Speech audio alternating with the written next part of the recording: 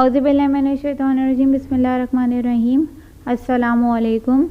This lecture is from 9 Chemistry Chapter 4 Periodicity of Elements. As we have covered the history of periodicity of elements in the previous lecture, that is the arrangement of elements, we have studied the Dobereiner law of triad, Newland law of octave, Lauder-Meyer classification, Mendeleev periodic law. These all laws were based on a concept of the atomic masses. In this lecture we will study the modern periodic law that was given by the Moseley. In 1914, Moseley determined the atomic number, or he discovered the atomic number of the elements, and according to it his co-workers Bohr, Werner and Bury proposed the modern periodic law. This law states that the chemical and the physical properties of elements are the periodic function of their atomic number. It means that elements की जो physical और chemical properties होती हैं वो उनके atomic number के हिसाब से अरेंज होती हैं. This is the periodic table that was given by Moseley, which we study nowadays. In this you can see elements are arranged according to the increasing atomic number. The first element, that is the hydrogen, has the atomic number 1, then helium atomic number 2, lithium atomic number 3, beryllium atomic number 4, and so on. If you want to study at the modern periodic table, first we need to understand how it is arranged. There are two series. The first series is of vertical columns, यानी कि अगर हम ऊपर से नीचे की तरफ पढ़ें, up and down पढ़ें, so this is the vertical columns which are called as groups. And if we study from left to right, right to left, so these are the periods. Basically groups and periods have certain properties according to which they are arranged. Like if you see in groups, the number of electrons in the outermost shell or the orbitals are same. Like if we talk about group 1a, so in group 1a all the elements have one electron in their outermost shell. Outermost shell is also called as the valence shell, and the electrons that are present in the outermost shell are called as the valence electron. So the number of valence electron in the groups are same. You can see over here, if we talk about group 1a, so all elements have valence electron 1, then 2, so 2 electrons are present in the last shell. If we talk about group 3, so 3 electrons are present in the last shell. If we talk about the group 8, जिसे हम zero group भी कह सकते हैं, so the last shell electrons are 8 except of helium, there is an exception. Now the periods have same number of electron orbitals or shell. As group have same number of electrons in their outermost shell, in periods have same number of shell. Like if we talk about group period 1a, so period 1a have one shell, period 2, so they have 2 shell, period 3, so they have 3 shells. This is the arrangement of modern periodic table. In this lecture we will study groups in details, that are the vertical columns. Groups are further divided into basic subgroup A and subgroup B. The subgroup A elements are called as the main group elements or the representative elements, while the subgroup B elements are called as transition elements. We will study group A elements first. Each group has its own name, like group 1 has a name alkali metals, group 2 has a name of alkaline metals, and so on. We will study one by one, but before starting group we need to understand one element that is not placed in any of the group, that is the hydrogen. Why it is not placed in any of the group is that hydrogen properties are very different from the other elements. You can see the elements of group 1a. Group 1a elements are called as the alkali metals. It includes lithium, sodium, potassium, rubidium, cesium and francium. If you see group 1a element, their valence shell contain one electron and they form univalent positive ion. What is univalent positive ion? Basically, univalent means the elements which have the valency of 1, either +1 or -1. But this group has a univalent positive ion. Why it is called as positive? Whenever any element loses its electron, so it forms a positive ion. So alkali metals, because they have one electron in their outermost shell or the valence shell, so they always lose that electron and they get univalent positive ion. These elements are highly reactive metals. Highly reactive metals means they are never found alone, they are always found in pair.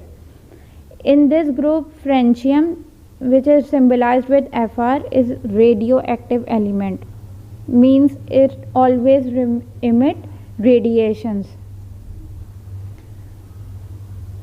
They form water soluble bases. That means that whenever the elements of group 1a are dissolved in water, so they form bases. Any element that have OH ion or hydroxyl group in the end, so it is a base. So whenever they are dissolved in water, so they form bases. These are the properties of group 1a. Now the group 2a elements are called as alkaline earth metal. It includes beryllium, magnesium, calcium, strontium, barium and radium. As the name is indicating, 2a group is there, so the valence shell contains 2 electrons and they form divalent positive ion. It means that they loses those 2 electrons to complete its outermost shell. According to the octet rule, large shell should have 8 electrons, so they loses the 2 electrons and they form divalent positive ion. Radium in this group is radioactive.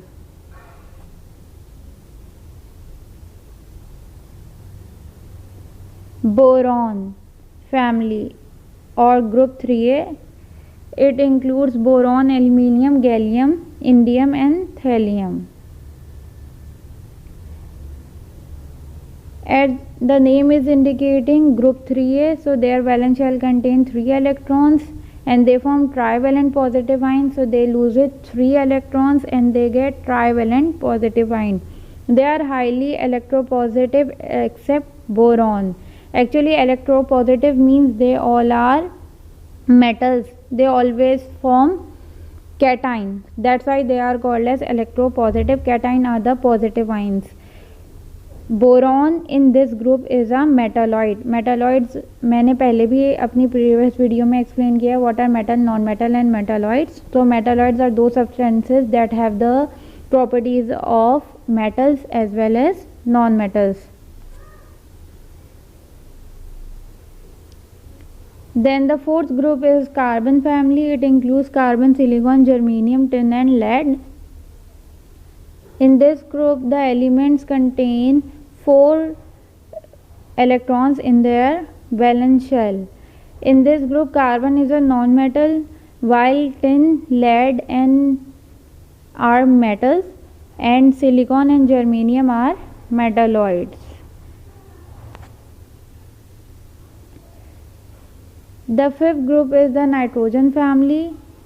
It includes nitrogen, phosphorus, arsenic, antimony, bismuth. Valence shell contain 5 electrons. Nitrogen and phosphorus in this group are non-metal, while bismuth is a metal. Arsenic, antimony are metalloids.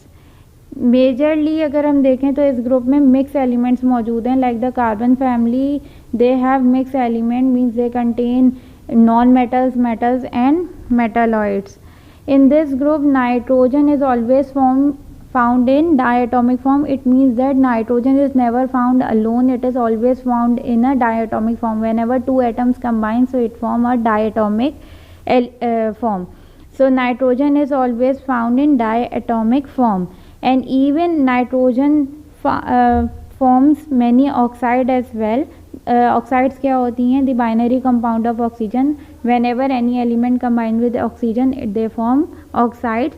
So nitrogen combined with oxygen, so they form nitrogen oxides. Few of the oxides are mentioned over here: nitric oxide, nitrogen dioxide, nitrous oxide, dinitrogen trioxide, and etc. These are some oxides of nitrogen. Then the group 7A, which is 6A, which is called as the oxygen family. It includes oxygen, sulfur, selenium, tellurium, polonium. Valence shell contains 6 electrons, means their outer shell contains 6 electrons. Oxygen and sulfur are non-metal in this group. Polonium is a metal, and even it is rarely called as sometime as a metalloid as well. Polonium. Selenium and tellurium are metalloids. Oxygen and sulfur form divalent negative ion. What is divalent negative ion? You have already understood in group 2A. Divalent means 2. Whenever any element has a valency of 2, so this is divalent. Group 7A, which is called as the halogen, it contains fluorine, chlorine, bromine, iodine, and astatine. Halogen is also known as the salt former group, because elements in this group form salts whenever combined with the other elements. Their valence shell contains 7 electrons, means they have 7 electrons in their outermost shell. In this group, all the elements are non-metals except of astatine, which is a metalloid. They always accept electron and form a halide ion. Halide ion is also called as the negative ion or the anion, because they have 7 electrons in their outermost shell, so they always gain electron to complete its octet, means 8 electrons. They have to complete 8 electrons in their outermost shell, so they always gain 1 electron. So 1 electron, upon gaining of 1 electron, they form halide ion, or you can say that monovalent negative ion.